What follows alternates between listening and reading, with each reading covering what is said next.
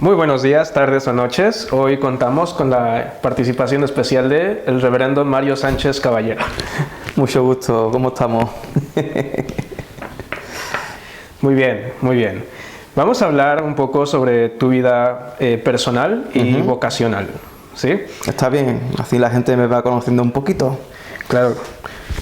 ¿Podrías contarnos sobre tu camino hacia el ministerio? ¿Cómo Dios te llamó? Bueno, la verdad que es una buena pregunta eso, porque realmente, pues yo siempre tuve una vida muy cercana a la iglesia. Fui un chico que creció dentro de una familia católica romana. Y bueno, esto es una de las cosas más curiosas, ¿no?, que poca gente sabe, y es que, bueno, yo nunca he conocido a mi papá, a mi padre. Y bueno, yo cuando estaba en el colegio, los chicos tú sabes que la escuela, Claro. ¿verdad? Sí, sí. Cuando son pequeñitos suelen ser un poquito más crueles.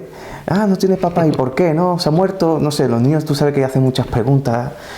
Y claro, pues uno pues llega a la conclusión de, oye mamá, oye abuela, ¿quién es mi papá, no? O claro, uno nunca llega a entender, porque está en un círculo familiar, tiene 2 años, tiene 3 años, y tú no te haces preguntas existenciales tan fuertes, ¿no? Y más si han sido problemas familiares, tú no sabías nada. Y ahí pues mi abuela tuvo esa astucia, o mejor dicho, tuvo esa gracia de Dios para llevarme a la iglesia casi todos los días, porque Vale. me apuntaban como a clases particulares, a cosas así, y mi abuela pues siempre me estaba dando, y también mi abuelo, porque mi mamá siempre estuvo manteniendo a la familia, trabajando, y mi abuela siempre me llevaba a la iglesia. Y tú sabes, pues yo allí entraba, veía a los santitos, algunas veces le poníamos velitas. Y una de las ocasiones mi abuela me dijo, cuando me vio que yo estaba preocupado por ese tema de quién es mi verdadero papá, ¿verdad? ¿Dónde está mi papá? Y mi abuela me dijo que mi verdadero papá estaba ahí, ¿no? Y me apuntó al sagrario. Y dijo, ahí está, es Dios. Y desde yo muy chiquitito, pues vi cómo Dios era mi verdadero papá. Y ya yo cuando hablaba con Dios ya no hablaba como la gente hoy en día hace, Dios, yo te pido esto, lo otro, ¿no? Sino que más bien yo hablaba con Dios como si fuera... De una forma más cercana. Como tú. Claro. Yo te hablaba, pues mira, Dios, necesito esto, mira Dios, me ha pasado esto en el colegio, ayúdame. Y de una manera muy familiar, sencilla, pues yo traté a Dios como un amigo, como Vale. a un papá. Entonces, por esa relación tan cercana que Sí. tú has tenido con Dios desde muy pequeño, no has pasado como en esta etapa de equilibrar tu vida personal, familiar y ministerial, sino todo lo concibes desde una manera muy personal y por eso no te genera como dificultad, ¿no? El establecer, el cubrir diferentes aspectos de tu vida porque Dios cubre todos y cada uno de ellos. Sí, ahí Dios me cubrió todo mi ser, porque no solamente cubrió mi aspecto familiar y también escolástico, ¿verdad? Porque también Claro. fue la escuela, sino que ahí cubrió pues todas mis preguntas más personales, ¿no? De dónde procedo, a dónde voy. Claro, y ahí cuando un niño, ¿verdad? Un niño es cuando empieza a hacer muchas preguntas. Sí. Y cuando tú sabes que tiene a un papá que es Dios y un Dios que te va a escuchar las 24 horas del día, pues fíjate tú, de una forma tan madura, yo de chiquitito, pues conocí a Dios de esa forma. Ya después fui creciendo, ya más tarde fui monaguillo, estuve muchos años allí de monaguillo, porque yo me aburría mucho en misa. Yo creo que mucha gente que me está escuchando se aburren, o se queda allí con los niños allí dormidos, roncando, yo qué sé. Y yo me quedaba dormido, yo me aburría, y yo le decía a mi abuela, a mi mamá, mira, yo me aburro en misa, porque no me puedo quedar allí con el cura, que veo yo que hay niños allí ayudándole, están para arriba, para abajo, sentados de pie. Y fue a hablar con el sacerdote tal, me hicieron monaguillo, y créeme que mi vida ¿Cuántos cambió. años tenías en ese entonces? Yo ahí tenía 13 años. Vale. 13 años. Y yo de chiquitito iba a misa, esto, lo otro, pero ya cuando tuve 13 años ya como que empecé a descubrir cosas que uno desde abajo del altar no lo ve, ¿verdad? Y hace otro tipo de preguntas. ¿Esto cómo se llama? ¿Esto es el cáliz? ¿Esto cómo se llama? ¿Esto es la patena? ¿Por qué se toca la campana? Entonces uno de monaguillo pues va aprendiendo muchas áreas que estando ahí sentado va a misa y después se larga, pues no entiende, ¿no? Claro. Y ni siquiera tampoco se hace las preguntas. ¿Y esto cómo es? Pues mira, esto es el misal. Ah, mira, esta hojita sirve para la liturgia, esta es la hojita para el prefacio. Pues yo aprendí mucho en poco tiempo. De forma gradual fuiste descubriendo nuevas cosas. Exacto. En el servicio a Dios. Y de hecho, estuve tantos años de monaguillo que me hicieron también jefe de monaguillo y mira. Todos los monaguillos de atrás, yo fui el que les enseñaba a... Vale. Y fíjate tú que a mí me encantaba ser monaguillo, que yo siempre asistía a todos los bautismos de la iglesia, Vale. yo iba a todas las bodas. Yo creo que yo he estado presencialmente en los bautizos de por lo menos medio pueblo, ¿sabes? Medio pueblo se ha casado delante mía. Y nada, y al final uno lo hace porque sabe que lo que está haciendo es lo que debe de hacer y lo está haciendo con gusto porque le gusta y prefiere hacer eso. Mira tú, un chico de 15, 16 años prefiere ir al cine o prefiere ir a la playa, pues yo prefería ir a la iglesia. Entonces, no sé cómo explicarlo, pero es así. Qué lindo. Más o menos, ¿a qué edad comenzó tu interés por ese fervor teológico, más que nada, ya un poco más adulto, en tu etapa de adulto? Teológico. Bueno, yo la verdad es que la Biblia no la usaba mucho hasta los 16, 17 años. Vale. Porque, a ver, he usado la Biblia.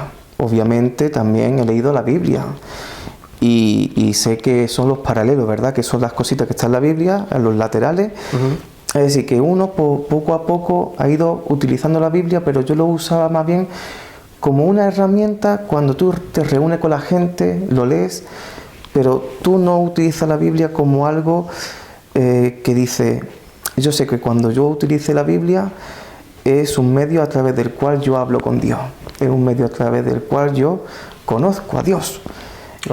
Y yo también veo como Dios me habla hoy, aquí, en mi historia, ¿verdad? En mis situaciones, en mis problemas, en mis miedos. Eso quizás a raíz de los 16 años fue cuando yo ya me tomé más en serio, o mejor dicho, el Espíritu Santo me abrió los ojos para entender que la Biblia no es un libro de historia, no es un libro que tú dices, voy a abrir la Biblia porque tengo un problema y a ver, al azar, mira, y Dios te habla. No, uno ve que la Biblia también tiene un sentido, un porqué, también tiene un orden, tiene una estructura. Claro. Y cuando uno va abriendo, ¿verdad?, ese conocimiento, pues tú dices, wow, no veas tú lo que aquí hay, ¿no? Esto es un manjar para comer. Y no solo es información la que vemos en la Biblia, sino hemos aprendido que es un medio, ¿no? Sí, por el cual Dios te es habla. Un medio de gracia a través del cual Dios ha ofrecido al hombre para comunicarse. Vamos a detenernos aquí. ¿Qué es un medio de gracia? Es lo que acabas de decir, ¿no? Bueno, un medio de gracia, al final, en la iglesia, un medio de gracia suele ser, por ejemplo, lo que es la predicación. Vale. Muchas veces la gente no le hacen caso a la predicación porque dice, bueno, está aquí el cura hablando, ¿verdad? El pastor, y está hablando de tonterías. Pero cuando realmente el pastor es serio, la predicación tiene el objetivo de acercarte a Dios, de llevarte al arrepentimiento y también para prepararte para recibir la Santa Cena. Entonces fíjate tú cómo el sermón tiene tantas áreas para llevarte a un punto concreto que es recibir el cuerpo y la sangre de Cristo. Bueno, quizás hoy en día la gente no lo sabe, pero ojalá que este vídeo le ayude para comprender. Otra de las cosas es que el medio de gracia es la palabra de Dios. Ten en cuenta que la palabra de Dios, como yo dije, no es un libro cualquiera, es un libro que tiene, para que ustedes me entendáis, es un libro que tiene boca, es un libro que me habla hoy a mí. Quizá es un libro que se escribió hace muchos años, pero es un libro que tiene poder para cambiar mi vida. Es un libro que tiene poder para cambiar mi forma de pensamiento. Puede salvar mi matrimonio, puede salvar mi situación, puede alejarme del pecado. Entonces fíjate tú cómo esa palabra tiene un poder que solamente el Espíritu Santo tiene el poder para cambiar los corazones.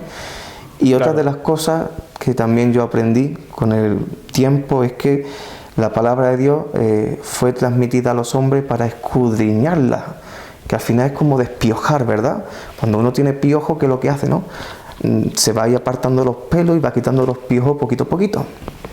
Y al final la palabra de Dios es eso, es despiojar, porque te pone a investigar y estás descubriendo quién es Dios, qué es lo que Dios ha ofrecido al hombre, que es a su Hijo Jesucristo, todas las cosas, todas las bendiciones que tiene preparado para nosotros. Otro medio de gracia, los sacramentos. Muchas veces los sacramentos la gente lo viven como unos meros rituales, ¿verdad? Y yo como monaguillo lo he vivido muy de cerca, porque yo he visto a la gente que solamente iba para bautismo, para bautizo, ¿verdad? La comunión, venían para las bodas, venían para los entierros, pero yo después decía, ¿y el domingo cuándo viene a misa? ¿Cuándo se confiesa? Entonces yo estaba dándome cuenta desde muy jovencito que los medios de gracia, esos medios que Dios nos regala por su inmenso amor para perdón nuestro, la gente lo estaba viviendo de una manera pues ritualista, externa, vale. Pero estaban, yo creo que es un poco de desconocimiento, ¿verdad? Sí, desde luego. Pero ojalá que este vídeo también invite a la gente a que los medios de gracia son un regalo de Dios, que están muy, ¿cómo podríamos decir?, desvalorados hoy en día en esta sociedad. Y ojalá por medio de este vídeo, cuando ya lleguemos al tema, yo creo que me va a preguntar por los sacramentos un poquito más, ¿no? Un poco más adelante. Vale, pues más adelante hablamos. Por el momento quiero poner pausa en regresar a la escritura. Exacto. Mario, dime. ¿Cualquiera puede escudriñar la escritura o se necesita un ministro especializado en el tema? Hombre, hace falta un ministro. Esto es como al final un maestro. Tú necesitas que alguien te ayude. Un ministro preparado. Hombre, claro. No puede ser cualquier tipo de ministro porque vemos que... Bueno, yo es que he estado con mucha gente, con muchos pastores de varias iglesias que he estado conociendo. Ah, vale. Y yo, por ejemplo, he conocido un pastor de otra iglesia, me os quiero ahorrar el nombre, que decía de que por qué él tenía que estudiar en un seminario si los apóstoles nunca estudiaron en ningún seminario. Y los apóstoles tuvieron el Espíritu Santo y pudieron interpretar la Sagrada Escritura. Y yo, pues esas palabras a mí no me fortalecieron, porque efectivamente, sí, los apóstoles no estudiaron en un seminario, no estudiaron en un curso académico universitario, pero estuvieron con el maestro de los maestros, que fue Jesucristo. Comieron con él, pasearon con él, estuvieron en una barca, pescaron con él. Y ahora nosotros, pues, tenemos esa, digamos, esa sucesión, ¿verdad?, que va desde los apóstoles hasta nuestros días, que es la sucesión, digamos, que se va transmitiendo de boca en boca y de conocimiento en conocimiento. Entonces, ¿es necesario transmitir los conocimientos de la Biblia? Sí, pero más importante es transmitir la fe. Porque hay mucha gente que han estudiado la Biblia y se saben la Biblia y hoy en día se están yendo al infierno. Entonces, conocer la Biblia de memoria no te salva. Lo que te salva es la fe que tú tienes y que se alimenta con la palabra de Dios. Muy bien. Perfecto. Entonces... ¿Te está gustando la entrevista? Sí, sí. Entonces seguimos.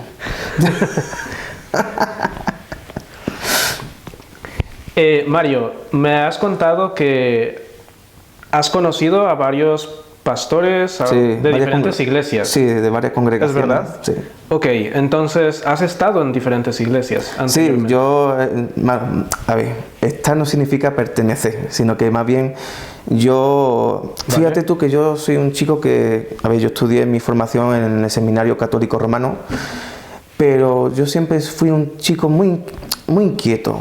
Y cuando yo leía cosas en los libros, yo no me quedaba con la cosa de, mira, lo que me ponen en el libro, yo voy y me lo creo. No, yo soy de los que yo voy, leo esto y voy a esa iglesia y lo verifico.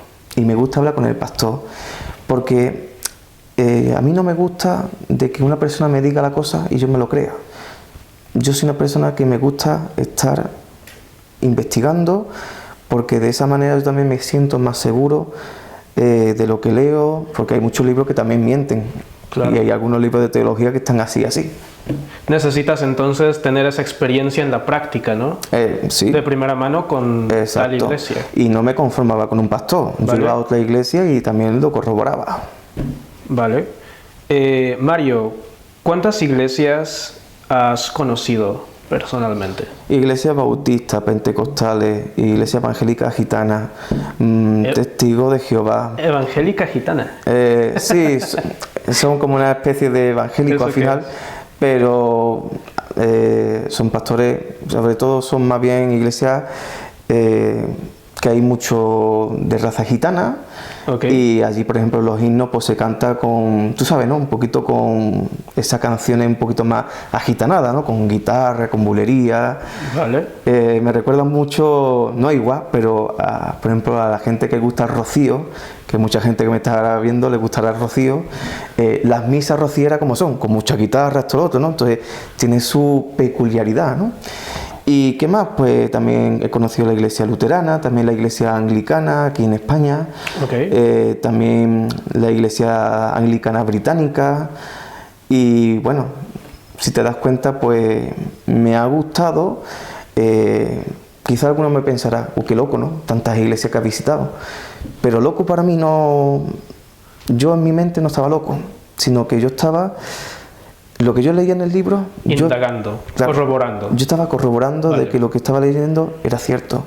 Si a mí me dice, es que los testigos piensan esto de Jehová, yo tenía que ir allí para corroborarlo. Entonces se puede decir que has estado tanto en sectas como en comunidades eclesiásticas. Sí. Y además que todos son muy amigables conmigo porque me ven por la calle y me saludan, ¿sabes? Es decir, que yo nunca he dejado como... ese mal sabor de boca, sino que al revés yo he dejado siempre muchas amistades. Interesante. ¿Qué parte de tu formación teológica ha sido como más desafiante o significativa en tu ministerio? Considerando lo que me has estado... ¿Desafiante en qué sentido? Cuéntame un poquito, como dificultad a la hora de estudiar o de adquirir. Sí, algo como... algo que te haya puesto a pensar dos veces las cosas o... Sí, pues mira, quizá en mi tiempo de cuando, bueno, quisiera aclarar que yo he estudiado en varios seminarios teológicos. Yo he estudiado en el Seminario Católico Romano, he estado estudiando también en el Seminario Evangélico y también en el Seminario Luterano. Entonces, ¿3 seminarios? Sí. ¿Cuántos años más o menos te has llevado? Espérate que cuente un momentito. 12. 12 años. 12 años. Vale.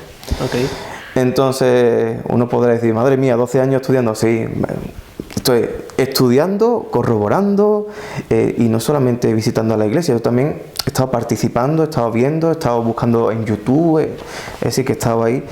Y a tu pregunta de desafiante, yo creo que fue en la Iglesia Católica Romana. Porque yo estando en la Iglesia Católica Romana fue cuando hubo mucha... Ten en cuenta que la Iglesia Católica Romana te da mucha información, mucha asignatura en pocos años. ¿Cuántos años son? Son 5 años. 5 años, vale. Pero te dan tanta asignatura tan densas que lo que supuestamente debería ser en un año, te lo dan en 4 meses. Madre mía. Entonces, ¿qué pasaba? Que siempre hay como vacíos, ¿verdad? ¿Tú no has visto un campo de patata cuando estás ahí sacando las papas y ves muchos hoyos? Pues tu mente se queda así, ¿no? Como diciendo, sí, he aprendido algo, pero hay muchos vacíos que en 4 meses tú no vas a poder llenarlo. Claro. Entonces yo veo que uno de los grandes desafíos es, sobre todo para los futuros sacerdotes católicos romanos, es que hay una formación muy extensa. Antiguamente eran 10 años de carrera, ahora son 5. Vale. Entonces, ¿qué pasó en mi vida? Que yo había cosas que no entendía y muchos profesores no quisieron explicarlo, ¿sabes? Y sobre todo porque había profesores que no sabían explicarlo. Entonces fíjate tú que ese campo de patata que había mucho vacío, los mismos profesores algunas veces no sabían explicarlo. Y en este punto puede haber como el desafío de que empiezan a haber diferentes interpretaciones de un tema o interpretaciones bíblicas y surge una división. Por supuesto. Vale. Allí yo entré en duda de fe en mi 3er año teológico y yo lo pasé bastante mal. Fíjate tú que yo entré tan mal en la teología católica romana que yo hasta visitaba iglesias evangélicas, porque yo aprendí más de la teología de la gracia en la iglesia evangélica que en la católica. Vale. En la iglesia católica me enseñaba más bien la salvación por las obras, que está un poquito fuerte, lo sé. Me enseñaba más la salvación por las obras, el que tú hagas algo para que Dios te escuche, para que tú te salves, o el esfuerzo que tú tienes que hacer, que lo que los evangélicos me enseñaron, que con lo que me enseñaron ya me enseñaron mucho, que fue: Mario, tú te salvas por la fe, por medio de Cristo. ¡Wow! Y tú dices, bueno, pero eso también está en el Catecismo de la Iglesia Católica. También está. Pero hace mucho énfasis en la salvación por obra, y eso también pues me hizo entrar un poquito en duda, ¿no? En estos pequeños años teológicos. Es verdad que yo he dicho que eran 12 años. Sí, sí. Estaba hablando del 3er año, entonces fíjate tú todo lo que tú he tenido yo que también crece espiritualmente hasta el día de hoy. Claro. Lo que me queda. Primero Dios, claro que sí. Entonces, ¿consideras que estas dudas tú las fuiste descubriendo poco a poco, o hubo como ciertos padres espirituales, ciertos pastores, ciertos sacerdotes que más bien fueron sacerdotes que me ayudaron? Vale. Sacerdotes y pastores. Vale. Porque yo era un chico que yo siempre hacía muchas preguntas. Y como yo antes dije, yo hacía muchas preguntas en clase y había profesores que no sabían ni responderlas. Entonces uno se quedaba, bueno, vale. Supongo que tú también recibes muchas preguntas de ovejas, ¿no? Claro, antes era yo el que hacía las preguntas y ahora yo soy el que las recibe. ¿Qué se siente estar del otro lado ahora? Pues, hombre, se siente con una gran responsabilidad, pero al mismo tiempo te sientes muy edificado, porque te sientes preparado, porque sabes la respuesta que tienes que darle. Claro. Tienes que hacerlo. Peor es como lo que a mí me hacían, que tú le preguntabas. Y algunas veces, como un profesor me dijo, Mario, métete en Wikipedia que ahí está. Venga, no, hombre. Se salían por la tangente fácilmente. Entonces, claro, y algunas veces, pues, yo creo que algunos seminaristas se sentirán un poquito identificados conmigo ahora, con el Wikipedia. Sí, tienes que jugar este papel, ¿no? De ser puente entre el clero y los fieles, ¿no? Al mismo tiempo. Sí. Porque al final los fieles siempre tienen... Estás muy cercano con los fieles tú. Sí, yo, bueno, quizás no lo hemos dicho al principio de la entrevista, pero yo soy misionero actualmente, y eso pues me hace pues tener una pequeña sensibilidad de estar mucho tiempo pues cerca de la gente, y además gente que tienen problemas, gente que necesitan ser escuchada, y muchas veces el clero como que está en una nube, ¿vale? Parece como que estuvieran alejados de la realidad, y siempre hablan como de Dios, de la iglesia, como algo muy separado de los problemas que están aquí, ¿verdad? Cuéntame cómo trabajas esa parte, para que las enseñanzas de la iglesia y de la Biblia sean accesibles y entendibles para todos los miembros de la congregación. Bueno, pues parece un poquito tonto, pero Jesucristo utilizaba un método que nunca ha fallado, que eran las parábolas. Okay. Y es que Jesucristo, para explicar cosas grandes, ¿verdad?, del reino de Dios, utilizaba la parábola, como por ejemplo la parábola del sembrador, y imagínate, ¿no? Jesucristo hablaba de la parábola del sembrador y estaba explicándolo en un campo que estaba ahí un hombre sembrando ahora mismo. Vale. Pues entonces era como una especie de caso muy práctico que la gente podía visualizar. Claro, porque lo vivía. Exacto. O eran gente sembradora, por ejemplo, o gente de campo. Entonces yo lo que hago cuando hago la misión es intentar amoldarme a la vida de las personas. Por ejemplo, yo he tenido que dar catecismo a gente analfabeta. Vaya, gente que no sabía leer ni escribir. Sí. Y yo sabía que eran mujeres que estaban siempre como buena ama de casa, ¿verdad? Sí. Pues cuando yo tenía que explicarle la palabra de Dios, pues siempre intentaba ponerle ejemplos de la vida cotidiana. Yo le decía, ¿tú te acuerdas cuando tú te pones a cocinar? ¿O tú te acuerdas cuando tú vas con tu hijo y le planchas la ropa? Entonces yo intento siempre utilizar las cosas cotidianas para explicar un poco las cosas cercanas a Dios. Y así la gente como que lo percibe más rápido y la idea la pilla más fácil. Está muy bien. Mario, ¿qué opinas sobre ciertas controversias que hay dentro de la Iglesia, específicamente en el tema de la Santa Cena? Sí. Tú me has dicho que has estado en diferentes lugares y que eres muy cercano a la gente. Cuando una persona de una iglesia te pregunta sobre este tema, relacionado de la Eucaristía, y otra ovejita por ahí te pregunta lo mismo, ¿cómo respondes a eso? Me vienen como diferentes preguntas y quizás los voy a decir aquí para que la gente me entienda. Hay gente que me acerca y me dicen, oye Mario, ¿Cristo está presente en la Eucaristía? Es una pregunta. Otra pregunta es, oye Mario, ¿simbólicamente está aquí, o estamos recordando la Santa Cena, simbólicamente? Eso sería otra pregunta. Claro. Hay otra gente que sinceramente es que no te preguntan porque no creen en nada. Van a misa y reciben como el que recibe un pan y no saben lo que están recibiendo. Y claro, hay gente que también, como en otro tipo de iglesia, que le dicen que están recibiendo el cuerpo de Cristo, pero al final se enteran que sus pastores no tienen sucesión apostólica, entonces no están recibiendo el cuerpo, sino están recibiendo pan. Entonces le entran también la duda, ¿qué estoy recibiendo? Entonces yo que he estado en diferentes iglesias, pues he visto que eso ha sido un tema que ha chocado, incluso ha debilitado mucho a la fe de la gente. Y en el peor de los casos la gente han dicho, yo desconfío de la iglesia, y esas personas han perdido la fe y se han separado de la iglesia. O hay gente que también me entenderán, sobre todo más de hispanoamericanos, ¿verdad?, de otros países que no es España, que son personas que han estado en diferentes iglesias y claro, han escuchado una cosa, han escuchado otra y han escuchado otra, y al final ¿en qué acaban? De que no saben ya en qué creer. Entonces entran en una pequeña duda. Entonces, abriendo un poquito ya lo que tú me has preguntado antes, ¿no? ¿Cuál es la respuesta que yo le digo a esas personas? Pues yo les digo que Cristo está presente en la Eucaristía. Yo he estado en esas iglesias que me han dicho de que no, Cristo es un simbolismo, esto, lo otro. Hay otras iglesias que me dejaron un poquito muerto, que fue muy concretamente la anglicana. Ellos dicen de que no hay que atacar a las conciencias. Es decir, si tú quieres creer que es cuerpo de Cristo, créelo. Si tú crees que es el símbolo o que es un recordatorio, tú lo puedes creer. Vale.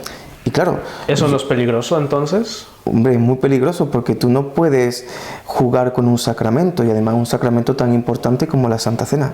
Tú no puedes hacer tambalear la mesa, ¿sabes? Tú tienes que decir una cosa rígida: o es cuerpo de Cristo o es un recordatorio.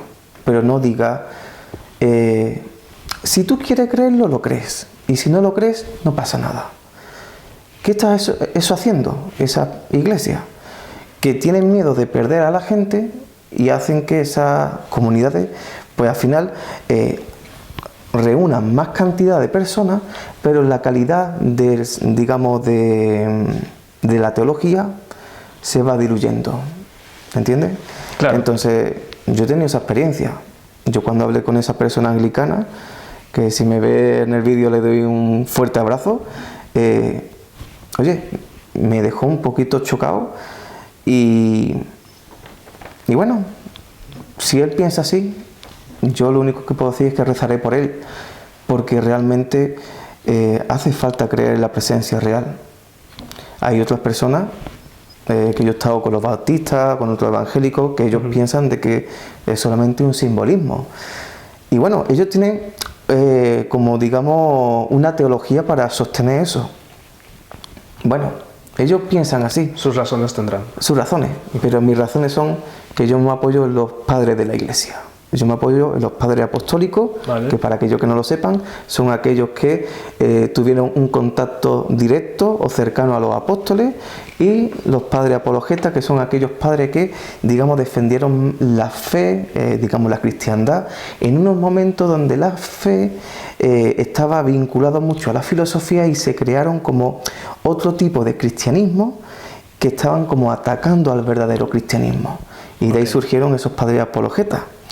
Pues yo personalmente, y yo creo que está bien hecho, me apoyo en esos personajes, en esas personas, padre apostólico, padre apologeta, y más concretamente en los apóstoles, que está en la palabra de Dios. Claro que sí. Entonces, ¿tú consideras que cada quien recibe lo que cree o lo que merece en la Eucaristía? Uno recibe en la Eucaristía lo que realmente recibe en las manos adecuadas.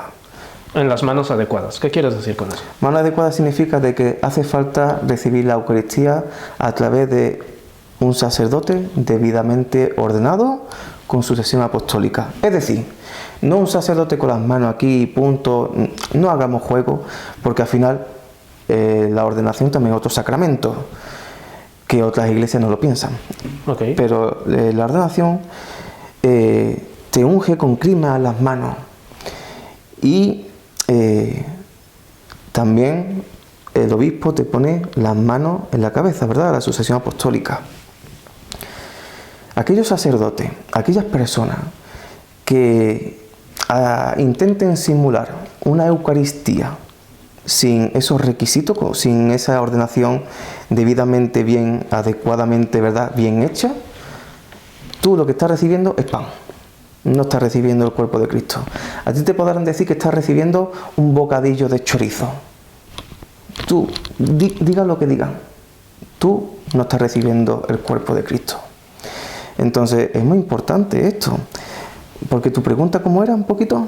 Recuérdame. Sí, ¿qué es lo que recibe uno cuando participa de la Eucaristía? ¿Lo que cree? O lo que se merece, ¿no? O lo que se merece. Ajá. Muy bien. Realmente vamos a irnos, como yo antes dije, a la palabra de Dios. Dice San Pablo en Primera de Corintios, capítulo 11, hay que discernir que estamos recibiendo el cuerpo de Cristo. Porque aquellos que no lo reciben, en vez de recibirlo para salvación, lo están recibiendo para maldición. Vale. Entonces fíjate tú que esto no es que Mario se lo esté inventando, que está en la palabra de Dios diciendo de que hay que discernir de que estamos recibiendo el cuerpo de Cristo. Oye, que esto no es un pan cualquiera, no es un bocadillo de chorizo. Estamos recibiendo el cuerpo de Cristo. Y esto conlleva unas consecuencias. Y es que te lleva a la salvación o a la condenación. Entonces fíjate tú que no es, bueno, si te lo comes no pasa nada. No, oye, estás recibiendo algo importante porque estás recibiendo un sacramento. Y no solamente aquellos que lo reciben de mano adecuada, aquellos pastores que están simulando o están haciendo una Eucaristía sin tener sucesión apostólica, en sus cabezas hay más maldición que bendición. Y yo lo siento mucho por aquellos que me estén escuchando. Pero no lo digo yo, lo dice la palabra de Dios.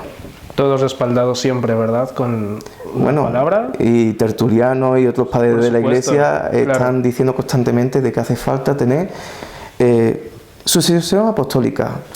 Estar bajo digamos, un obispo. Hay iglesias que no tienen obispo. Entonces, ¿a qué jugamos? Entonces, esta es mi pregunta, ¿por qué queremos crear una iglesia fuera de la iglesia apostólica? ¿Tan difícil es hacer lo que Dios ha diseñado para nosotros? ¿Tan rebeldes somos que queremos crear otra vía de salvación creando otras iglesias? ¿No te das cuenta que no solamente va al infierno el pastor, sino que está llevando al infierno a esas mismas personas? Entonces eso es una de las grandes reflexiones que yo he estado haciendo a través de todos estos años, y yo sé que este vídeo es un poquito incómodo, pero es necesario.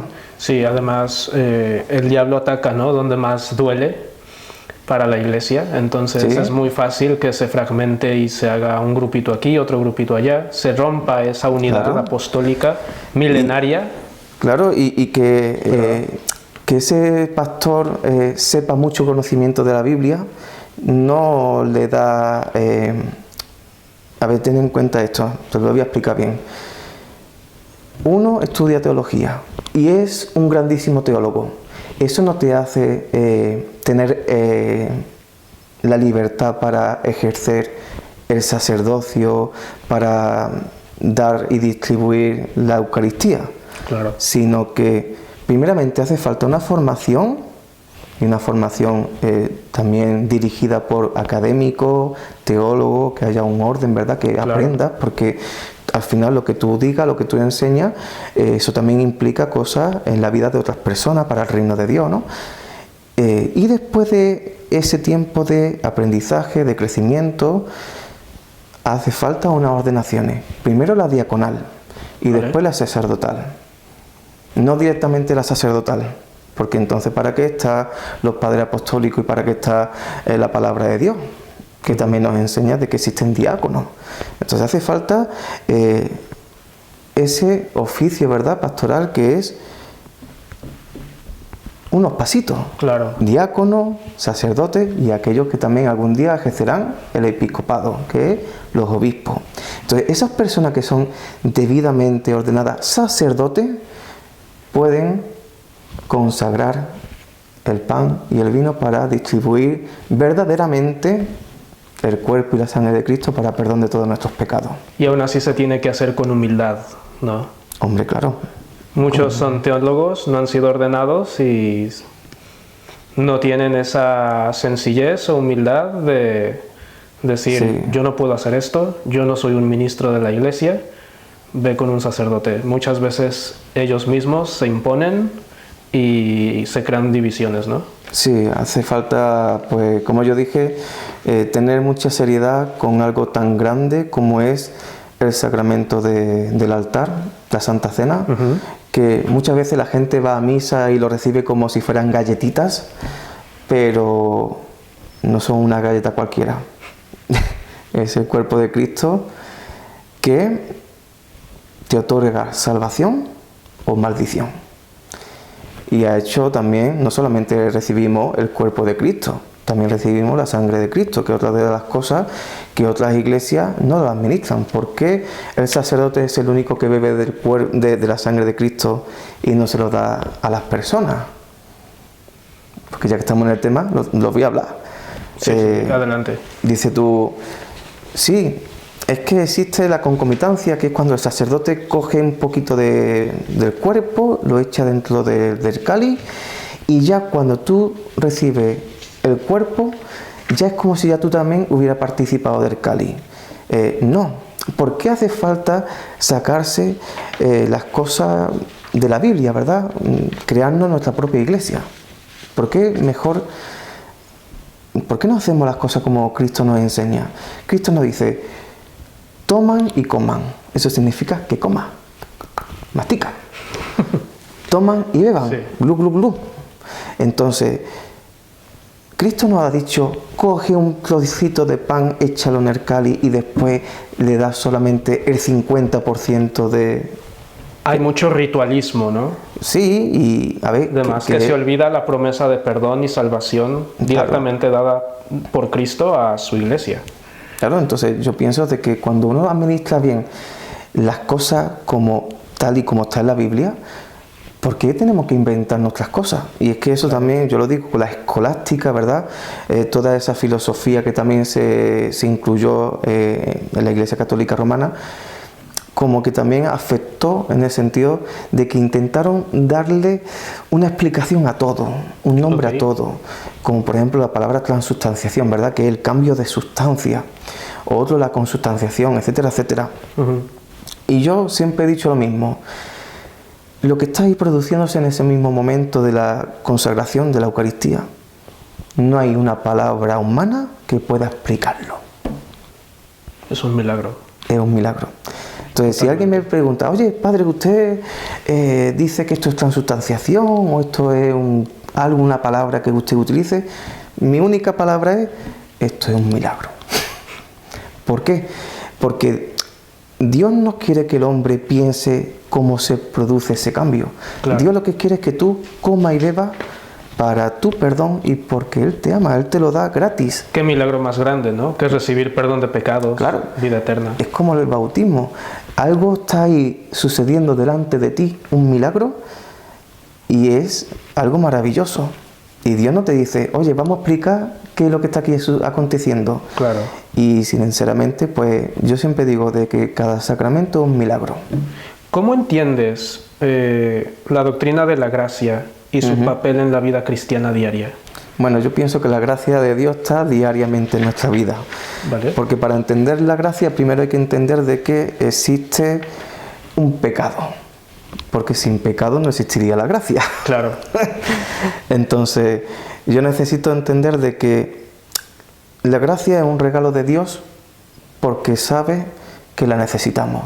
Hubo un tiempo donde Adán y Eva pecaron y ese pecado ha llegado hasta nuestros días, ¿vale? La gente piensa que nunca ha pecado porque muchas veces la gente me dice, es que yo no he matado a nadie. No hace falta matar a nadie para pecar, pecamos todos los días. Entonces, esa gracia se tiene que vivir diariamente. ¿De qué forma? Ponme una manera muy simple. Todos los días tenemos que arrepentirnos. Mira, Dios, he pecado, soy débil, perdóname. Y Dios, con solo saber que te has arrepentido, Dios te otorga ese perdón. Y hay algo muy bonito, y es que Dios cuando perdona, olvida. Ok.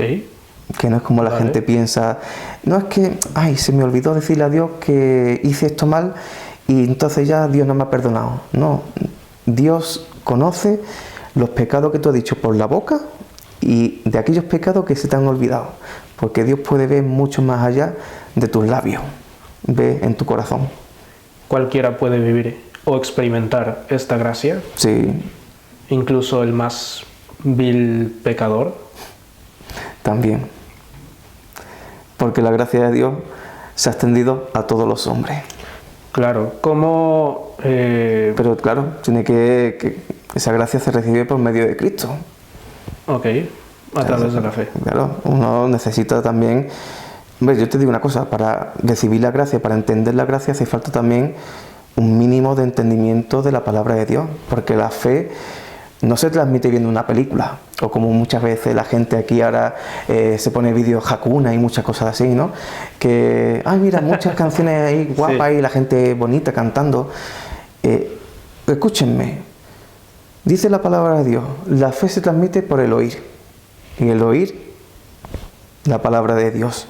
Entonces, no te estoy diciendo que se transmita en la película o en una canción, como muchas veces la gente piensa. Hace falta también recibir la fe, porque la fe no es algo que nace dentro de mí. Vale. La fe es algo que es externo y que entra en mí. Entonces yo me apropio de esa fe, yo la recibo y ya como si fuera como una tierra seca, pues entra esa semilla y con la palabra, con los sacramentos, es como si le echaran agüita y ya creciera poco a poco en mí, ¿verdad? Lo he explicado de esta manera sencilla para que la gente me entienda. Entonces, la gracia es para todos, por lo tanto, la Iglesia está abierta a todo mundo. Exacto. Ten en cuenta que Jesucristo no murió por unos pocos, como la Iglesia piensa. Jesucristo ha muerto por todos los hombres. Jesucristo ha muerto por todos los hombres. ¿Por qué? Porque todos somos pecadores. Por supuesto. Entonces, si todos somos pecadores, fíjate tú que el tiempo de gracia, el tiempo de arrepentimiento es ahora aquí en vida. Después de muerto, o está en el cielo o está en el infierno. Ya no hay tiempo de arrepentimiento. Pero estando aquí, en este tiempo, aquí, en la vida, en nuestra etapa de peregrino, es el momento donde uno tiene el momento de recibir esa gracia, de recibir esa transmisión de la fe. Y por eso es muy importante los misioneros, y la gente piensa los misioneros, no, los curas son los que evangelizan, las monjas. No, misionero eres tú cuando eres bautizado. Todos los bautizados estamos llamados a evangelizar, igual que lo que dice en Mateo 28, ir y llevar al mundo, ¿verdad? Y bautizar en el nombre del Hijo, del Padre y del Espíritu Santo. Tenemos que llevar el Evangelio a todas partes, y no una responsabilidad solamente de los ministros, sino de todo bautizado. Una pregunta más. ¿Cómo debes responder Tú la tienes Iglesia? muchas preguntas hoy, ¿eh? Tú pareces la policía. Y todavía pasaremos a las preguntas que nos han mandado. Pues madre mía, Dios me pille confesado hoy. A ver, ¿cómo debe responder la Iglesia ante los principales desafíos del mundo contemporáneo? Quiero decir, secularismo, nuevas ideologías, etcétera. Si la Iglesia es para todos, está abierta a todos, no debe tener ningún problema, ¿no? Es decir, el Evangelio está llamado a ser proclamado y llevado a todos los rincones de la tierra, pero eso no significa que el Evangelio tenga que estar amoldado a los gustos de las personas. Es un pequeño toque, ¿verdad? Porque la gente dice, es que a mí me gusta esto, entonces el Evangelio se tiene que amoldar a mi vida. Es que yo soy un poquito más liberal en mis pensamientos, ¿verdad? Entonces, si el Evangelio no me gusta, entonces lo evito. O mira, esta parte de la Biblia sí, entonces empezamos a arrancar páginas de la Biblia, y en vez de una Biblia nos quedamos con un librito así, ¿no? Porque esta página no me interesa, esta página sí, esta página no. Entonces, ¿qué pasa? Que al final, como yo antes dije, estamos haciendo una iglesia a nuestros intereses, a lo que a mí me gusta. ¿Y por qué no hacemos una iglesia a lo que Cristo predicó, a lo que los apóstoles enseñaron? Porque Cristo predicó, los apóstoles recibieron. Ya después con el Espíritu Santo, con Pentecostés, fue cuando esos apóstoles que estaban cagados de miedo salieron a las calles. Sí. Oye, y ese Espíritu Santo metió un empujón que en un día no sé cuántos miles de personas se convirtieron y se bautizaron. Entonces, fíjate tú, ¿por qué tenemos que cambiar las palabras que Cristo nos enseña, aquella transmisión de la fe que nos transmitieron los apóstoles? Y ahora todos estos movimientos actuales que como que intentan forzar a la iglesia a que cedan, ¿sabes? No me gustaría tratar ciertos temas, porque quizás sean incómodos. Vale. Pero aquellas personas que sean inteligentes sabrán de qué estoy hablando. Por supuesto. Y es que hoy en día la iglesia siempre cede y cede y cede. Yo no estoy de acuerdo con eso. Yo estoy de acuerdo con una iglesia conservadora. Y no por el mero hecho de ser conservador. No. Más bien podríamos decir que soy de aquella iglesia que defiende la enseñanza apostólica. Más que ser conservador, me gusta decir, soy aquella persona que defiende las enseñanzas apostólicas que están en la Escritura, están en los padres de la Iglesia y se han ido transmitiendo fielmente hasta nuestros días. Pero claro, tenemos que entender de que sí, el mundo cada día va cambiando. Claro. Pero es que hoy el mundo es de color rosa y dentro de 100 años será de color amarillo. Y dentro de otros 200 años será de color rojo. Tutti frutti. Tutti frutti. Entonces, el Evangelio no está para moldarse a la vida, sino que el Evangelio, como dice la palabra de Dios, la verdad es una. Y la palabra de Dios siempre será la misma. Permanece para siempre. Exacto. Entonces, los hombres podrán cambiar de pensamiento, podrán cambiar incluso de gustos musicales, de muchas cosas, pero la palabra de Dios siempre será la misma, porque si la palabra de Dios cambió la vida hace 2000 años, la palabra de Dios también cambia la vida hoy, aquí. Y fíjate tú que han cambiado siglos, Imperio Romano, Edad Moderna, Edad Media, yo qué sé. Fíjate tú cómo ha cambiado las sociedades, ¿verdad? El feudalismo, el modernismo. Las mismas iglesias, perdona que te interrumpa, Sí. las mismas iglesias que defendían fervorosamente la escritura, hoy en día han cambiado. Absolutamente. La anglicana, la luterana, están abiertas a muchas tendencias. Sí, ¿no? están abiertas, pero al final es que están como antiguamente los apóstoles, estaban cagados, ¿sabes? ¿Por qué? Porque tienen miedo de perder a los fieles, porque piensan, bueno, es que si yo no pienso así, si yo no permito esto, entonces se me van a ir el 25% de la iglesia.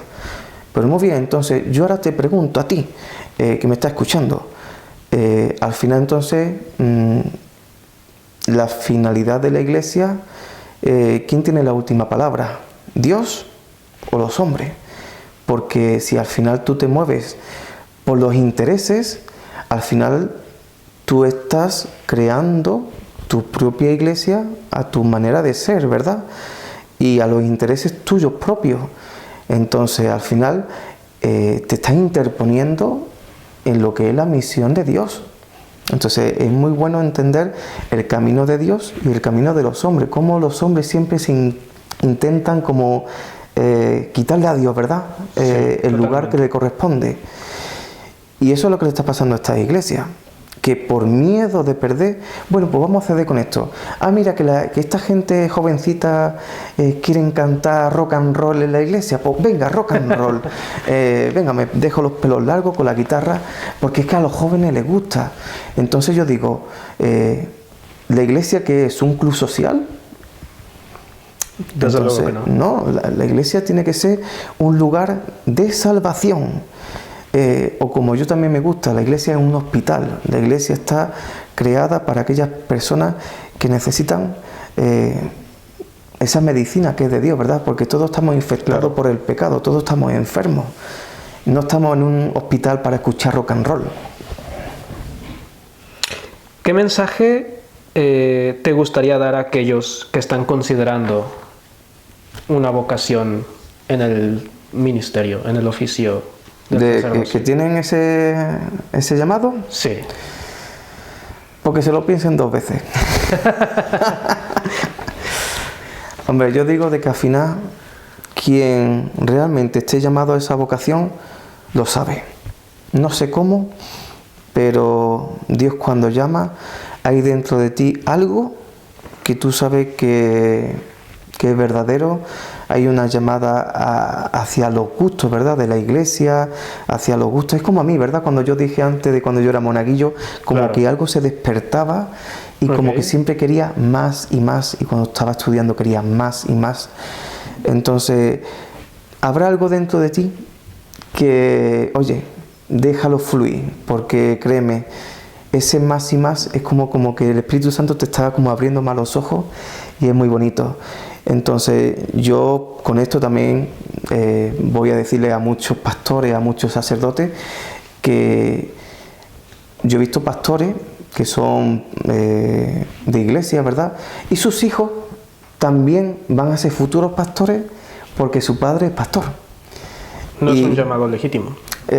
Claro, algunas veces se ven los llamados como, mira, mi papá hace esto, a mí también me gusta, lo voy a hacer. No es un gusto.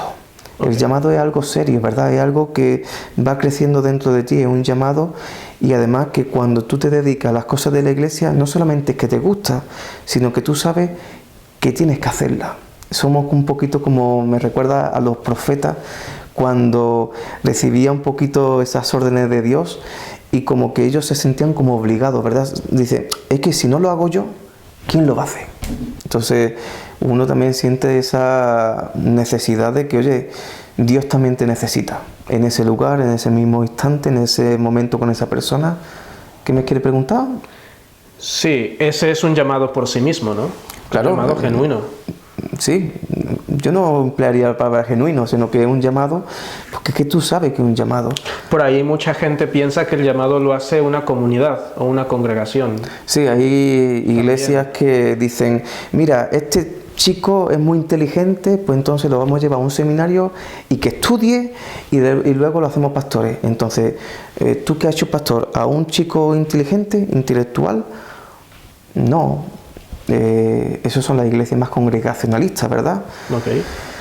Pero bueno, eso no es un llamado. Es verdad que el llamado lo hace la iglesia, pero ten en cuenta que también hace falta una valoración. Hace falta, tiene su nombre, se me ha ido un poquito, pero tiene como un discernimiento, esa es la palabra. Es decir, mientras que está estudiando hay un discernimiento. Pero claro, yo no estoy de acuerdo de esos pastores que son pastores porque su papá son pastores, o son pastores porque un día sintieron como una descarga eléctrica en su cuerpo y un cosquilleo. Sí. Y es que he sentido el llamado. No. El cristiano no se mueve por los sentimientos. El cristiano se mueve por la palabra de Dios, y esa palabra de Dios, como a mí me ha pasado, yo he ido descubriendo este llamado pues a través de los años y a través de mis formaciones, con mis caídas, con mis subidas. Que este camino no es como en plan lineal, mira, yo soy pastor, ¿no? Es un camino donde también el demonio te va a pegar fuerte, y cuando te pega no veas cómo pega el amigo, te deja en el suelo bien rematado. Como en todos, hay subidas y bajadas. Exacto. Otra vez, el cristiano no se mueve por sentimientos. No. Se mueve por la palabra de Dios. Exacto. Es que la palabra de Dios es la única que mueve, porque es la que mueve la fe. Cuando un cristiano está alejado de la palabra de Dios, ahí es cuando hay muchos cristianos, ¿verdad?, que se mueven por el razonamiento, ¿verdad? De ahí que muchos sectores de la iglesia como que son muy filosóficos, porque sí, la palabra de Dios, sí, pero yo tengo que mentalizarme, tengo que racionalizar las palabras, y como que al final todas esas palabras y todas esas frases y todas esas cosas que estás pensando, tarde o temprano te va a alejar de la palabra. Ok. Que eso también se le llama filosofía racionalista. Entonces, ni sentimientos ni razón. Y el sentimiento es la filosofía empirista. Ah, muy bien. Que son aquellos que, si yo no siento que soy cristiano, no soy cristiano. Que es la mayoría de cristianos hoy en día, ¿no? Sí. Digo, ¿qué pasa? Que si un día no te sientes, pues no vaya a misa, ¿no? O no vaya al culto. No, a ver, sentir no es la verdad. Porque tú puedes tener un día muy malo porque te han despedido, o has tenido yo qué sé, una discusión con un familiar. ¿Y qué pasa? ¿Que ese día Dios no te va a hablar? ¿Qué pasa? ¿Que ese día la palabra de Dios no va a ser efectiva en tu vida? Entonces uno no se puede ir motivando o guiando por lo que siente o por lo que razona. Yo siempre he dicho, querido amigo, que uno se tiene que guiar por lo que la palabra de Dios dice, porque la palabra de Dios permanece, la palabra de Dios es segura. Cuando nos apartamos de la palabra de Dios, ya no es palabra de Dios, es palabra o invenciones de los hombres. Del hombre, 100%. Y ahí es lo que ha originado que la iglesia, antes que era una, pues ahora esto se parece, pues... no sé cómo decirlo, pero la iglesia se ha ido dividiendo. Claro. Que hay mucha gente pues está muy confusa. Tristemente. Vamos a hablar ahora un poco a tu vida misionera. ¿Cómo has vivido tú personalmente el llamado de la misión en tu rol como ministro? Yo creo que fue con 16, 17 años, yo tenía pues un fuerte, no sé por qué, pero se me metió en la cabeza como un pensamiento, una imagen, no sé, de que algún día tengo que ser misionero. No sabía por qué, pero fíjate tú que yo lo decía tan alegremente en la iglesia, en mis colegas, mis amigos del instituto, que hasta una periodista le dije, este loco está hablando aquí, ¿no? Con 16 años, quiere ser misionero, ¿no? Cuando la gente hoy piensa, pues, en ganar dinero e irse de vacaciones, ¿no? Claro. Yo qué sé. Y me hicieron una entrevista y lo tengo allí en el periódico, en mi casa, recortadito, que yo estaba diciendo que me gustaría ser misionero en un país de Sudamérica, ayudar. Y oye, y eso lo hacía yo de una forma tan natural que en aquel entonces el párroco me dijo, ¿tú para qué quieres ser misionero? Y yo digo, pues bueno, no lo sé, pero como que algo me dice que tengo que serlo, ¿no? O algún día lo seré. Y él me dice, ser misionero es muy difícil, y me pintó la historia tan negativamente que me desanimó. Y yo pensando, pues no veas. Pero fíjate tú al final que lo que Dios siembra, esa semillita que sembraba, quizás no era el momento de florecer, sino que floreció con 28 años. Wow. Y yo dije, wow, al final lo que un día Dios sembró, floreció, pues 12 años más tarde o 13 años más tarde. La cuestión es de que al final lo que Dios quiere se va a cumplir en tu vida, en el día menos esperado. Y eso es lo más maravilloso. Y bueno, yo cuando fui misionero pues era muy patoso, yo no sabía qué hacer, yo iba con mucha ilusión, pero al final me di cuenta que la humildad y el aprendizaje de otros misioneros al final como que se hereda, ¿verdad? Esa transmisión de la fe, esa transmisión de Mario actúa de esta manera, Mario haz esto, Mario compórtate así, pues me ayudaron a ser pues el misionero que soy hoy en día y bueno, estoy muy contento. Qué bueno. Esa felicidad del joven de 17 años, Sí. ¿la sigues sintiendo hoy en día? Bueno, más y reproducida por 20. ¿Sientes aún más fervor de llevar el Sí, evangelio? porque al final uno se da cuenta de, oye, que Dios existe. Claro. Que quizás esto es una de las preguntas más tontas, ¿no? ¿Dios existe? Y uno puede decir que sí. Y ¿sabes? Y Dios no es como algo flotante que tú lo puedes tocar, sino que uno lo ve, lo percibe, lo puede mirar de muchas maneras, porque al final te das cuenta que por medio de la palabra y por medio de tu vida, Dios te está hablando. Y Dios te habla no solamente en los buenos momentos, que eso es lo que la gente siempre quiere, ¿verdad? En los buenos momentos siempre Dios me habla. A mucha gente Dios le ha hablado en medio de un cáncer, o en medio de una enfermedad, o en medio de, oye, es que me han quitado la casa al banco. Pues tú no sabes, pero al final uno siempre tiene que pensar en esto, que yo siempre lo pienso como misionero. ¿Por qué Dios permite esto?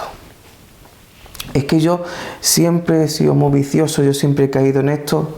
¿Por qué Dios, sabiendo que voy a caer, lo permite? Pregúntate, ¿por qué Dios permite esto? ¿Por qué Dios permite las cosas así y las cosas así en este momento y no en otro momento? Y algunas veces la gente como que quiere ser su propio Dios, ¿no? Yo quiero controlar mi vida. Y al final te das cuenta de que ni tú puedes controlar tu vida porque tiene un plan. ¿Y ahora qué pasa? ¿Estás peleado con Dios? No, yo qué sé, estaba diciendo, tiene un plan. Imagínate, te vas de vacaciones y ahora hay coronavirus. Venga, pues ya está. Madre mía. Las vacaciones se fueron al garete. O mira, hay vacaciones y los 7 días que me voy de vacaciones, los 7 días cae lluvia. Pues fíjate tú cómo el hombre siempre quiere manipular su vida. Sí. Y mejor dejársela en manos de Dios. ¿Qué experiencia te gustaría compartir con el público sirviendo fuera de tu comunidad local, en el campo misionero? ¿Que cuente una experiencia de campo misionero? Sí. Para que la gente te conozca más. Bueno, a ver, yo es que en tan poco tiempo he vivido muchas cosas, ¿sabes? Porque pero me he dado cuenta que puedes conocer a gente de todo tipo, en el sentido de gente que odia a Dios, gente que ha ignorado a Dios y gente que ama a Dios muchísimo. Y al final te das cuenta que todos tienen los mismos miedos, todas las personas tienen las mismas inquietudes. Y al final uno se pone a pensar de que al final lo que tú quieres, el otro también lo desea. Y como que hay ese anhelo por Dios, pero buscan en el lugar incorrecto. Entonces yo, estando de misionero, he estado en casas, yo estuve en República Dominicana en casa de una persona que allí en su casa recibía a metodistas, a evangélicas, a luteranas y a católicas, y un día me di cuenta de que tenía allí una silla de ruedas de la Iglesia de Jesucristo del último día, que es la Iglesia de los mormones. Y yo, no sé, yo estaba un poco flipado, ¿no? Y me hizo mucha gracia porque yo cuando me acerqué allí a su mesita de noche, tenía allí la Biblia Reina Valera 60, tenía la Biblia de Jerusalén y tenía la Biblia del Mormón. Y yo le dije, oye, ¿usted lee esta Biblia? Y dice, sí, yo las agarro y las leo así por encima. Como si fuera lo mismo. Entonces, algunas veces mi mente de misionera decía, ¿cómo yo puedo ayudar a esa persona a encontrar la verdad, ¿no? Y oye, es muy difícil cuando hay ese tipo de personas que están mezcladas y como tú dices, bueno, a ver cómo yo le vendo esto, que la palabra vender no es así de correcta, pero es como yo evangelizo a esta persona que otro no lo haya evangelizado similar o diferente. Entonces hace falta trabajar mucho esas áreas. Otra forma que me ha pasado a mí, otras cosas de misionero, fue de que a hermanos de la iglesia se le quemaron la casa. Y qué trágico. Sí, fue algo espantoso. Para mí fue la primera vez. Y yo estuve allí a pie de guerra. Yo estuve en contacto con... ¿Te tocó vivir ese incendio? Sí, yo ya estaba en las casas caídas, todo fue después. En ceniza, todo. Habían perdido sus casas. En aquellos países también la gente guarda el dinero debajo de las camas. Esto habían quemado todo su dinero. Vamos, una ruina total. Y a mí me tocó pues asistir a esas personas que eran de la congregación a la que yo servía, y en contacto con las personas de la iglesia. Oye, ¿qué calzoncillo tiene? ¿Qué tamaño tiene tu camiseta y los calcetines? ¿Qué tamaño tienes tú? Y ahí vi yo a la iglesia desde otro punto de vista, ¿no? Y son como en caso de emergencia, ¿no? O en caso de catástrofe, como este concreto que fue cuando se les quemaron las casas. Claro. Y yo tuve que acudir a esas personas, y si me ven esas personas en este vídeo, pues les mando un abrazo muy grande.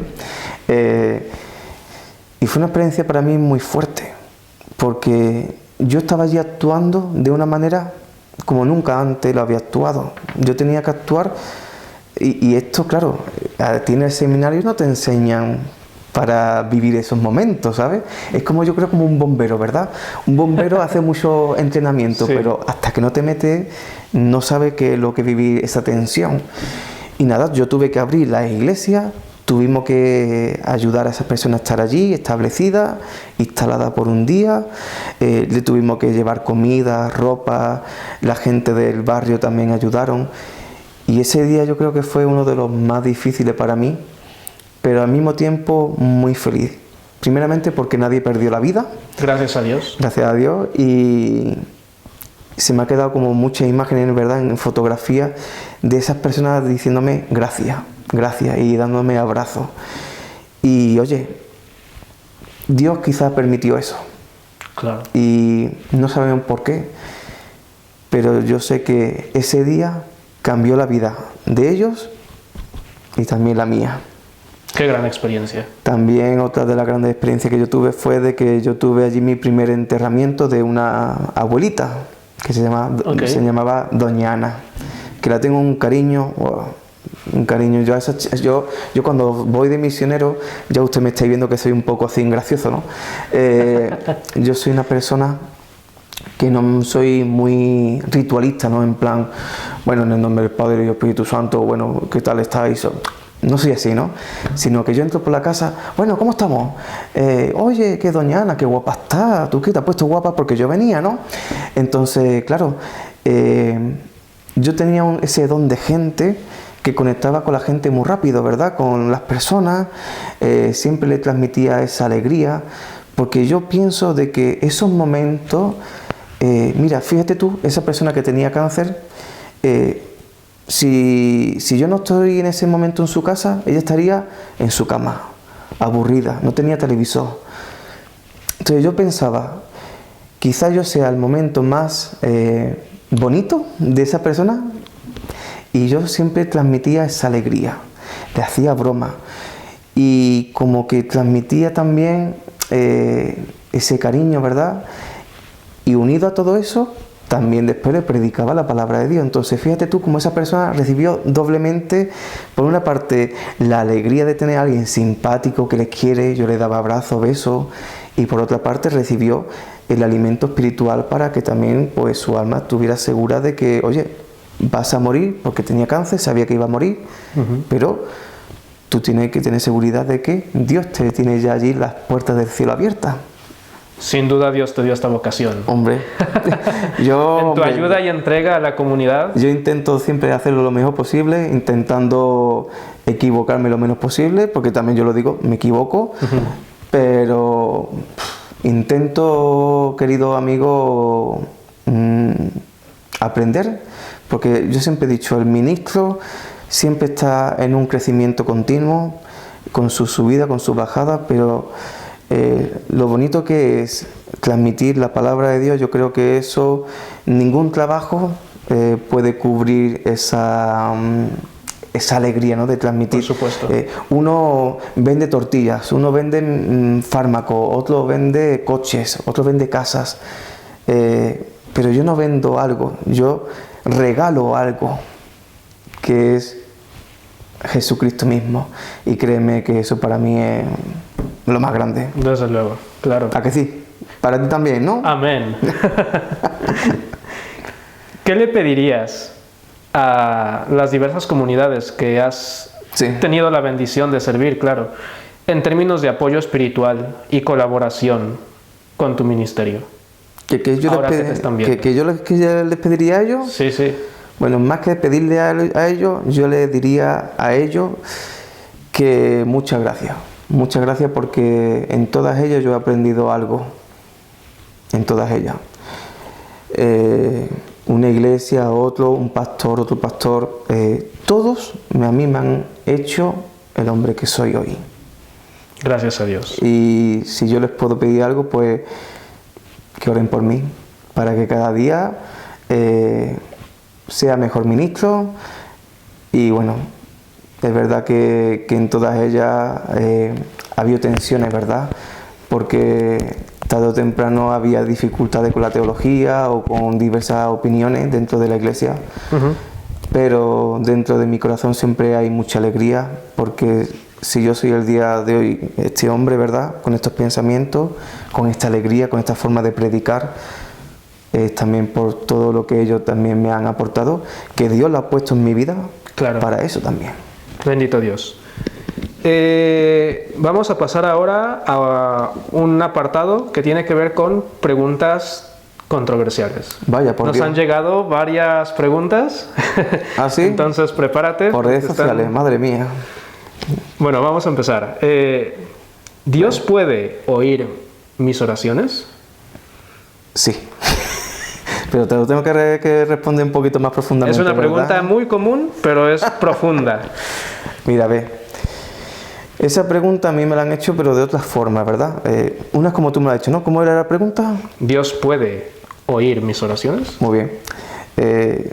Muchas veces la gente, como se acercan a mí, me dicen, oye, Padre Mario, tú puedes rezar por mí, que tú estás más cerca de Dios. Entonces yo le digo, bueno, pero tú también puedes rezarle a Dios, ¿no? No, pero tú eres un ministro, Dios te oye mejor que a mí. Y es como si la gente pensara que Dios selecciona a unos pocos y a los demás, a esta gente yo no le hago caso, ¿no? Y no, Dios puede oír todos nuestros pensamientos, incluso antes de decirlo por nuestra boca. Vale. Entonces cuando uno piensa esto, entra en un clímax de paz, porque ¿cuántas veces tenemos tantas cosas que pedirle a Dios? Y después dice, ay, se me ha olvidado, pues se lo voy a pedir mañana. Y ahora yo te pregunto, ¿tú crees que Dios no ha visto en tu corazón lo que tú tienes? Entonces vemos que la oración Dios la escucha perfectamente, pero es muy importante que esas oraciones, y ahora esto va a ser yo creo lo controversial, sean siempre dirigidas a Jesucristo. Ok. ¿Por qué? Porque ¿quién ha muerto por mis pecados? Jesucristo. ¿Quién es el único, no 2 o 3 o 4, no, sino el único mediador entre Dios y los hombres? Jesucristo. Jesucristo. ¿Quién es el abogado? Jesucristo. Entonces vemos que cuando todas nuestras oraciones van a Jesucristo, Jesucristo, que está actualmente sentado a la derecha del Padre, es el que le habla en nombre nuestro. Aboga. Aboga, ¿verdad?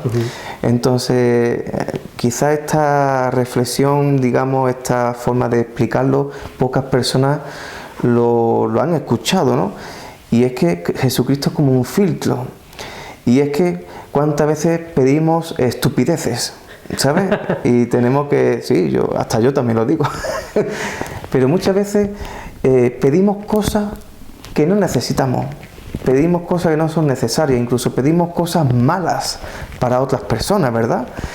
Entonces Jesucristo es un filtro porque Jesucristo le transmite al Padre aquellas oraciones que verdaderamente tú dices con el corazón y que tú realmente necesitas. Entonces vemos aquí como Jesucristo es también aquel que está sentado a la derecha del Padre y habla bien de Mario. Cuando Mario ora a Dios en nombre de Cristo, Cristo habla bien de mí. Y eso para mí es un consuelo, porque yo veo que Jesucristo nos quiere mal para mí, ¿verdad? Si Jesucristo hablara mal de mí, claro, Dios pensaría mal de mí. Pero no, Jesucristo, aún sabiendo que soy malo, porque soy pecador y pido cosas malas a veces, Jesucristo agarra solamente las oraciones verdaderas y las que yo realmente necesite, y Jesucristo retiene esas oraciones que dice, bueno, Mario ha pedido por esto, pero todavía no es el momento. Entonces, ¿cuántas veces tú que me estás escuchando has pedido por algo y llevas 10 años pidiéndolo y llevas 20 años? Quizás es que no sea el momento, o quizás es que tú no necesites eso. Entonces tenemos que entender de que Dios es como un padre, ¿verdad?, que va dando lo que el hijo necesita. Si un hijo pide un cuchillo a la mamá, no le va a dar un cuchillo, le dará un juguete. Si el niño le pide una serpiente a su padre, el papá no le va a comprar una serpiente. En todo caso, le compraría, yo qué sé, un gatito. Entonces, sí. ¿Qué pasa? He puesto este ejemplo para que ustedes veáis que así actúa Dios, ¿verdad? Y bueno, que sí, las oraciones, si son escuchadas por Jesucristo, las oraciones nunca tienen que estar enfocadas en la Virgen María o en los santos. Muchas veces se piensa de que son intercesores, mediadores, pero tenemos que ser muy claros. Como yo antes dije al principio de este vídeo, no salgamos fuera de la palabra de Dios, hagamos lo que los apóstoles enseñaron, hicieron, lo que los padres apostólicos transmitieron, los padres apologetas hasta nuestros días de hoy, y no aquellas cosas que por falta de conocimiento, también por falta, hubo un tiempo también en la iglesia donde se apoyaron en muchos santos, ¿verdad? Incluso claro, había un santo para cada cosa. ¿Te pasa esto? Pídeselo a tal santo. ¿Has perdido esto? ¿Tienes una enfermedad? Entonces había un santo para cada cosa. Y entonces yo digo, ¿para qué quiere tanto santo? Si ya tiene a uno que es el santo de los santos, que ha venido aquí, ha muerto por ti y por mí. Siendo verdadero Dios. Siendo verdadero Dios. Y que escucha mi oración. Entonces, si ya tengo a uno que lo escucha y tiene unos oídos muy buenos, ¿para qué me tengo que apoyar en otros que realmente no han muerto por mí? Claro, ahora estaba recordando aquel pasaje de la Biblia que dice que el Espíritu Santo también perfecciona las oraciones del creyente. Claro, entonces podemos ver ahí a la Trinidad, ¿verdad? Dios Padre escucha, ahí vemos Dios el Hijo aboga por ti y Dios Espíritu Santo perfecciona tu oración. Hombre, ten en cuenta que el Espíritu Santo perfecciona porque al principio empiezas tú a pedir tonterías.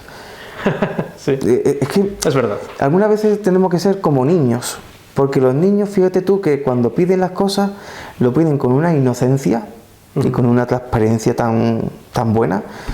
Y claro, cuando nos hacemos más adultos nos volvemos más tontos. Y claro, nos preocupamos más por más cosas. Es que quiero un carro mejor, es que quiero un coche o de última gama, o quiero una mejor casa porque mi vecino la tiene mejor con piscina. O mira, quiero quitarle el puesto a mi compañero de trabajo porque me cae mal. Entonces, nos podemos hacer oraciones que realmente nos ponemos a pensar y somos tontos. Entonces, claro, el Espíritu Santo poco a poco, por medio de la palabra de Dios, muy importante, va perfeccionando esa oración en el sentido de que hace que nosotros seamos conscientes de lo que pedimos.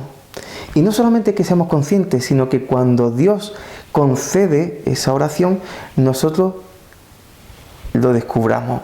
Porque ¿cuántas veces tú has pedido por algo y tú en tus tonterías del día a día, en el trabajo, la familia, las preocupaciones, y con el tiempo Dios te otorga esa oración, tú la recibes, no te das cuenta y no le das gracias a Dios?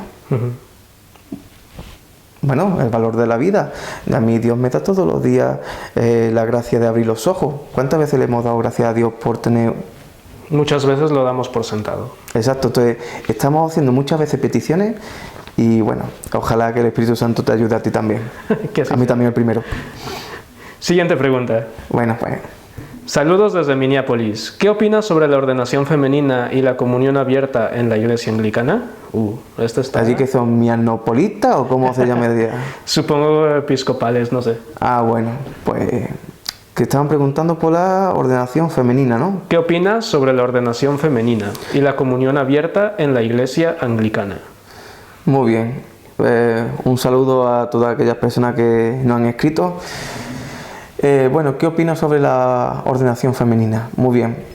Está siempre un poquito el debate de si hubo diaconisa o no. Efectivamente, en la Biblia aparecen diaconisas, pero tenemos que entender cómo también transmitieron los padres de la iglesia de que esas diaconisas no eran diaconisas como los diáconos, ¿verdad?, que hoy en día vemos que pueden administrar sacramentos, como por ejemplo el bautismo, o no sé, otro de los sacramentos que puede administrar un diácono, el matrimonio. Antiguamente la figura de la diaconisa estaba más bien ambientada en mujeres que estaban muy ligadas a la iglesia y digamos, es que hoy en día hay muchas diaconisas sin ser diaconisas, para que ustedes me entendáis. Son mujeres que están todo el día en la iglesia.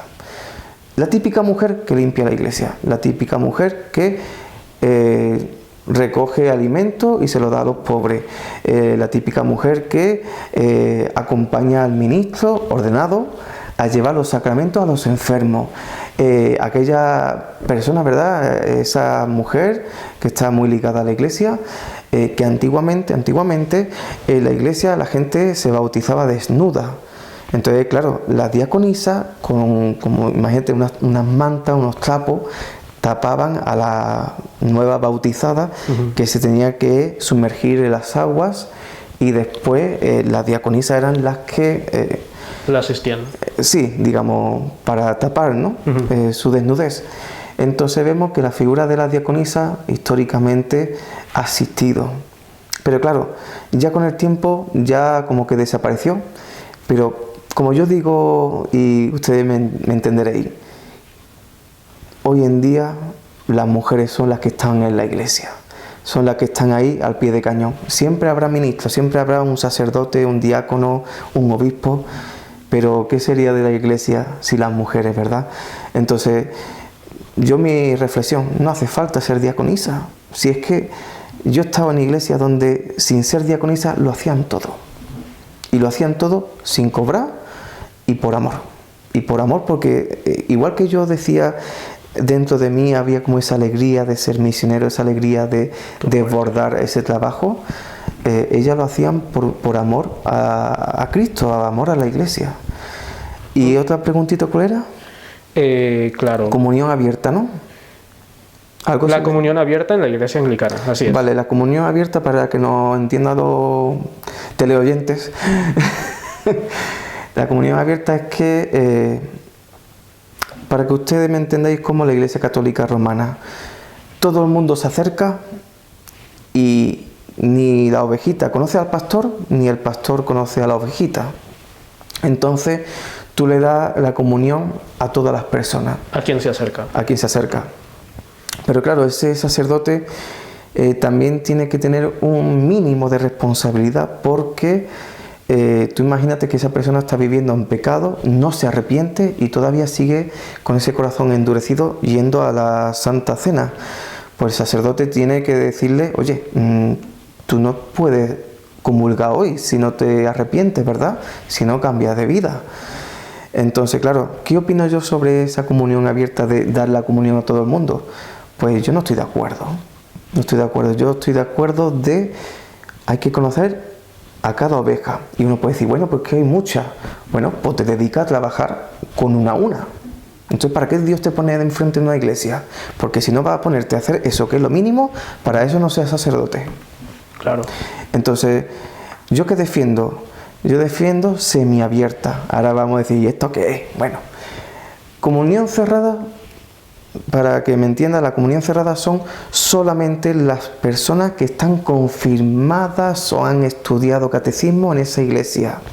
Fuera de esas personas no se aceptan. Y la comunión semiabierta son, obviamente yo tengo que conocer quién es la persona, porque si yo veo a una persona nueva, yo por mí no, yo incluso por cariño, ¿verdad? Oye, ¿usted quién es? No sé, yo me acercaría y le preguntaría, ¿es la primera vez que viene? ¿Anteriormente fuiste a alguna iglesia? ¿No? Uno también va preguntando para ver esta persona en qué cree, ¿verdad? Claro. Y semiabierta en el sentido de que yo le doy la comunión a toda aquella persona que crea firmemente que es verdaderamente cuerpo y sangre de Cristo. Si una persona se me acerca a la iglesia y me dice, padre, mira, yo pienso que esto es un mero rito, un simbolismo, pues mira, hermana, voy a darte catecismo durante un tiempecito y te voy a explicar un poquito y ya después comulgas. ¿Por qué? Porque también, oye, que esto es una responsabilidad muy grande. San Pablo también lo dice en las cartas, ¿no? De que hay que discernir de que es el cuerpo y la sangre de Cristo. Porque, es más, San Pablo dice en forma de pregunta, ¿no es el pan el cuerpo de Cristo? ¿No es el cáliz la bebida? ¿Sabes? Entonces vemos aquí cómo San Pablo también se enfrentó a personas que querían comulgar, pero no creían, no tenían ese discernimiento de que estaban recibiendo el cuerpo de Cristo.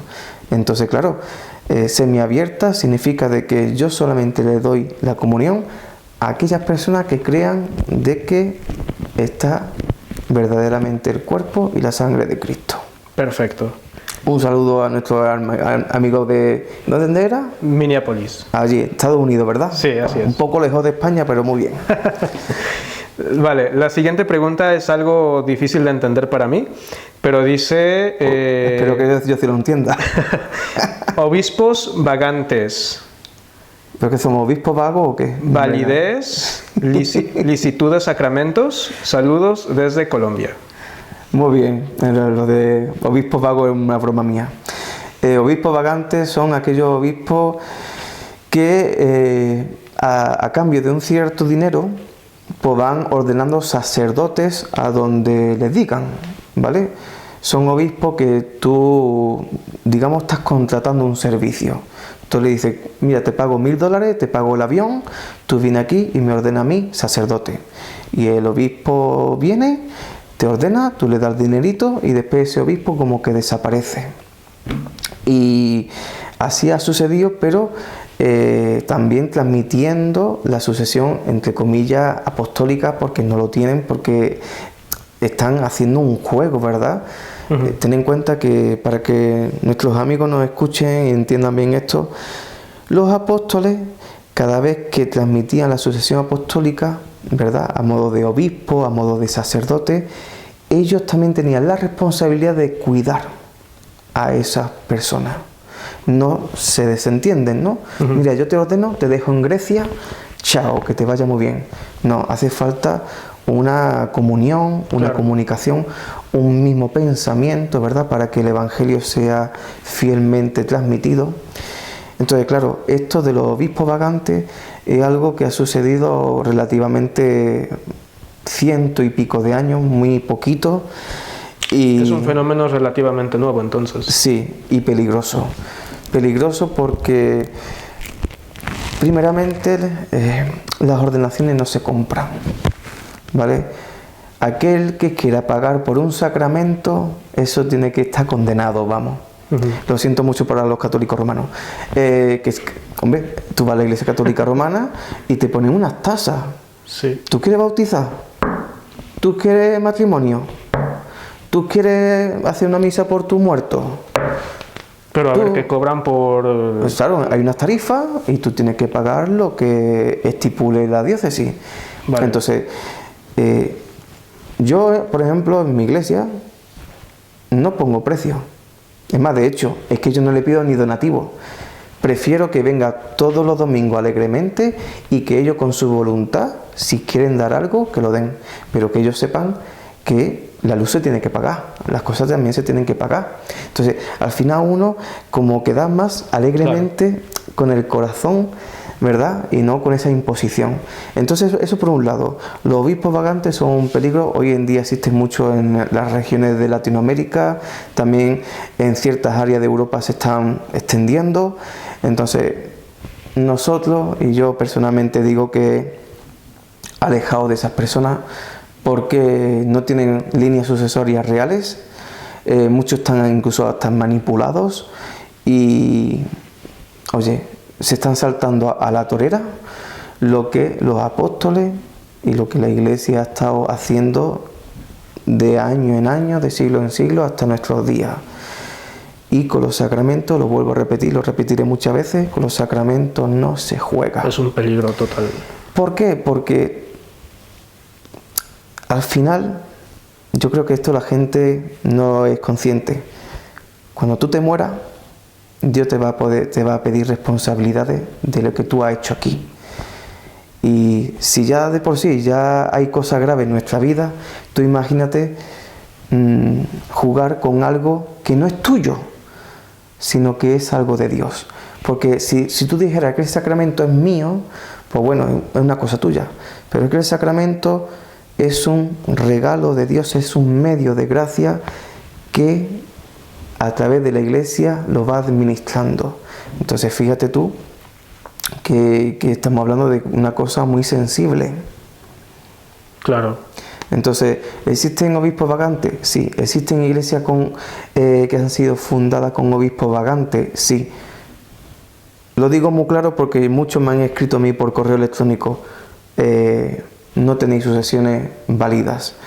Y más os vale de que no sigan haciendo Eucaristía de modo privado o público, porque va a traer grandes consecuencias en vuestra vida. Que además que no lo digo a modo de amenaza, sino es que no lo digo yo, es que lo dice la palabra de Dios. Con los sacramentos no se juega y tú no puedes jugar con la vida de las personas. Por supuesto. Estamos al final hablando de que los sacramentos, los fieles, oye, que esto tiene una repercusión en el reino de Dios. Y yo siempre lo digo, después de la muerte, o el cielo o el infierno. Ten mucho cuidado de lo que tú hagas con esas almas. Siguiente pregunta. Hola, soy Sergio. ¿Qué piensas sobre el uso de vasitos individuales en la Santa Cena? Un saludo desde México. Muy buena, Sergio. Espero que en México esté por allí todo muy bien. Bueno, vasitos individuales. Esto yo lo vi por primera vez en las iglesias evangélicas. Y bueno, ellos ven que todo es un mero ritualismo, simbolismo, ¿verdad? Es como un recuerdo de la Santa Cena. Ellos no creen en la presencia real de Cristo, en la Eucaristía. Entonces, de hecho, muchos de ellos, la gran mayoría, utilizan vasitos chiquititos, parecen como copitas, así, y me lo llenan con vino sin alcohol. Y también panes, pero panes, ¿sabes? Normales. Okay. Lo cortan y van pasándolo o se acercan al altar y comen el pan y se beben el vinito individualmente. ¿Qué opino yo de esto? Pues mira, yo lo opino muy rápido. Cristo, ¿qué dice? Toman y beban todas de ella.